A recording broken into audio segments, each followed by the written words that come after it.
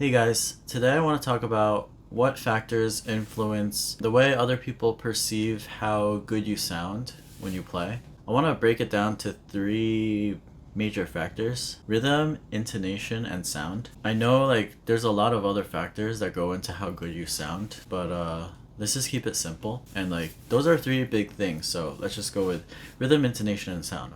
From my own experience, rhythm has the most impact on the way other people perceive how good you sound. From my experience with auditions and stuff, if I focus on rhythm more, I tend to do better. That's just for me. So for this video, I'm gonna use Gavotte in G minor from Suzuki Book 3 by J.S. Bach for the example. So first, I'm gonna play it. It goes like this.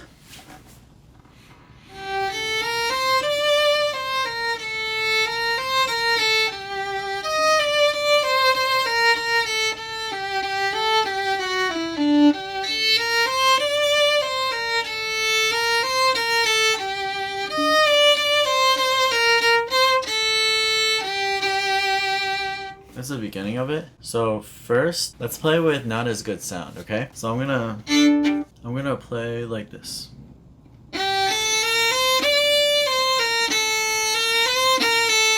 Right now I'm pressing my bone a little bit to make a crunch. I'm not paying attention to the weight of my bow.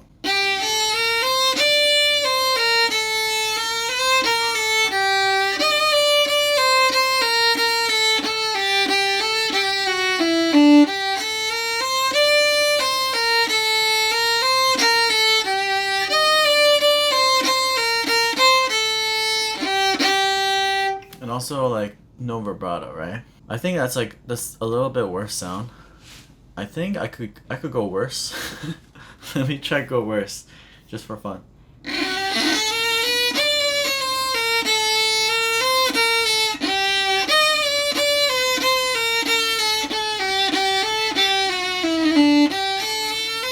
I'm hardly using any bow now.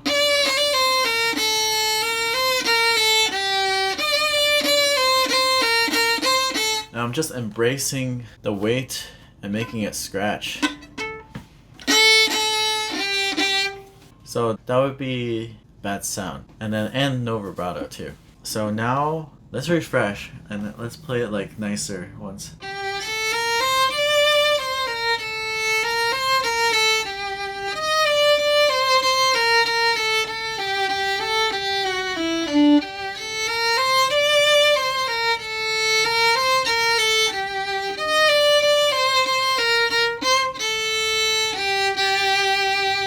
Let's do bad intonation. So for intonation, I have to play out of tune, right? So I think I'll try to keep it within a whole step.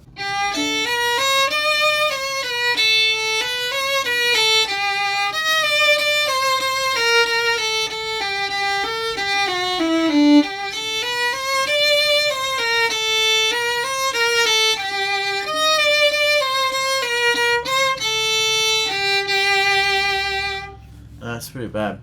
Another kind of intonation thing that happens is sometimes people drift, which is your left hand moves higher or lower than the intended position, and then everything is higher or everything is lower, right? So if you're playing, and then someone might drift up, so it becomes.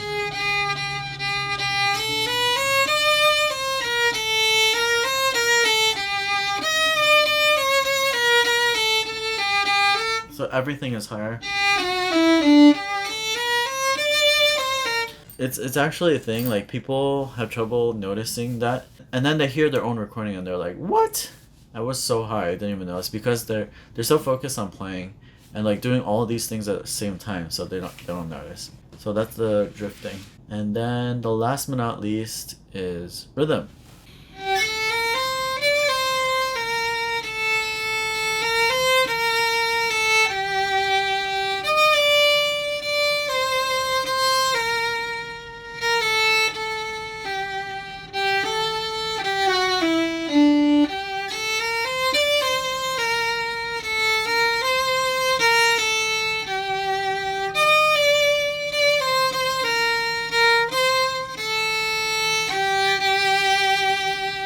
So like, what do you think? Which one sounds the least prepared? I should do another variation. I was just like, the reason that people like don't do the rhythm well sometimes is because it's mostly due to like counting. A lot of times like long notes that are supposed to be held like a certain amount of beats, like you gotta count in your head through the length of the note. But sometimes people cut that off, and it usually starts with the long notes. Like in the beginning there's a quarter note. If I cut that off early, it becomes like. And then another reason is like, if you're not prepared enough and didn't practice enough, you might like just stop to like look and think about what the next note is. So it looks pretty bad. It looks like if you're like, what's the next note?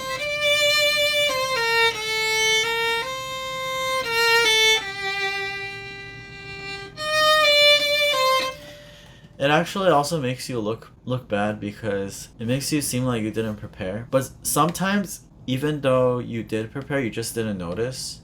It makes you look like you didn't prepare. So it's very important to make sure that your timing is very good. Like you hold out the notes. So use a metronome when you practice, especially if you're doing an audition, and make sure like the long notes are held. Like 1, 2. I know a lot of people don't like to use a metronome, but that's a really good reason to start using a metronome. I guess that's it. That's all I wanted to say. Let me know what you think of each one, okay? Did the rhythm one sound the worst to you? Did the sound one sound the worst to you? Or did the intonation sound worse to you? Let me know in the comments section below. Let me play this one more time, like nicer.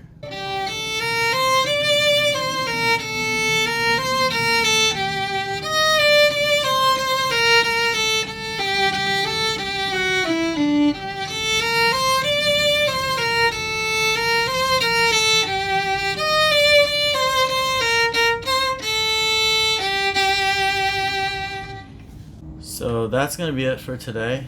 I hope you have a great day.